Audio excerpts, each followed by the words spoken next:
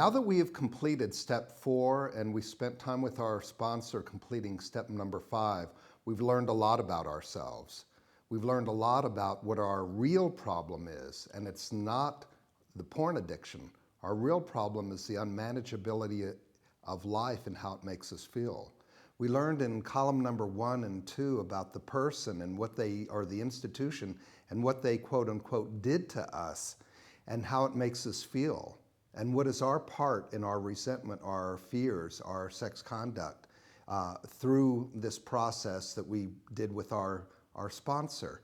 We saw our defects of character, and our sponsor introduced to us a solution, how we can do something known as the turnaround, to come out of selfishness, to enter a view of life through the lenses of humility, fearlessness, and honesty, and what that did and how that can actually truly bring us out of the pain, lower the pain level such that we don't need to act out anymore. Bill Wilson is following up now with steps number 6 and step number 7, which is on page 76. Kind of ironic, isn't it? 76 for step number 6 and 7. Let's look what Bill Wilson tells us.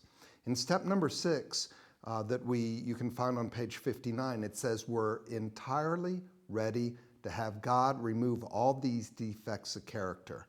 What does Bill say here on 76? Then we look at step 6.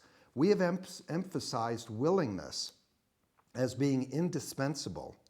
Are we now ready to let God remove from us all these things which we have admitted are objectionable? Can He now take them all, every one? If we still cling to something we will not let go, we ask God to help us be willing. That's known as the 6-step prayer. And I'll repeat it again. If we still cling to something, that something being our defects of character, that we will not let go of, we ask God to help us be willing. In step number 7, it continues. When ready, we say something like this, and Bill Wilson provides us with what is known as the 7-step prayer. My Creator, I'm now willing that you should have all of me, good and bad. I pray that you now remove from me every single defect of character which stands in the way of my usefulness to you and to my fellows. Grant me strength as I go out from here to do your bidding. Amen. We have then completed step number 7.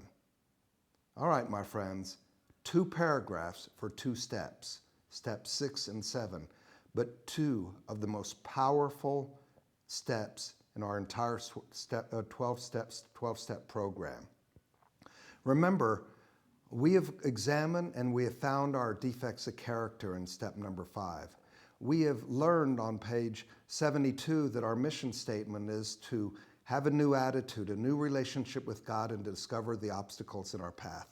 We've been asked by our sponsor to do what is known, quote unquote, as the turnaround. Now we turn back to God. If you'll notice, there's this partnership between what I do, with the partner being our higher power, and what He can do for us. Step 6 says we're entirely ready to have God remove these defects of character. Now, if you notice, we haven't done anything here. We're just ready. Bill Wilson has enough understanding of the mindset of an addict to know that oftentimes before we can do anything, we have to be ready. So he created step number 7, where it says, humbly asked Him being our higher power, to remove our shortcomings. Now this is very interesting, isn't it? That in step number 6, he refers to our defects of character. In step number 7, he refers to our shortcomings. In step number 5, which reads, admitted to God, to ourselves, and to another human being the exact nature of our wrongs. Why? Why, Bill? Why do you call it wrongs in step number 5, defects of character in step number 6, and shortcomings in step number 7? Well, you won't believe the answer, and it's really simpler than any of us could have imagined.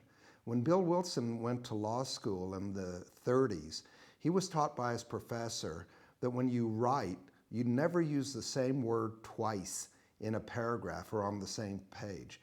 Bill Wilson was simply referring to one thing and one thing only, and that's our defects of character. My friends, we have, as addicts, a character that doesn't work. We have these negative character traits that create all sorts of havoc in our life, that create all sorts of discord with people around us. Now, when you look at the partnership that we now have with God, the partnership that we now have with God going forward, let's examine something very interesting. As our higher power, God can and will remove our defects of character. He will, and He is certainly capable of removing our selfishness, dishonesty, self-seeking, need to control, scared of loss, and inconsiderate character defects. But when He does this, when we ask Him to do this, there's going to be this big gaping hole in our brain. What are we to do about that? Because we know that there's no way that you can have a void. Every void has to be filled. Well, that's where the turnaround comes in that we learned in our step number 4 experience with our sponsor. We learned that we turn selfishness into selflessness, dishonesty into honesty, and so on. We have a partnership. We have to do our part, and God will do His part. And when we do our part, the part we have to do and the part that God will do for us, because He loves us and He wants to see us clean and sober, we can stand in the light of God once and for all, and we can be free. We can have serenity, and we can be through with our porn addiction.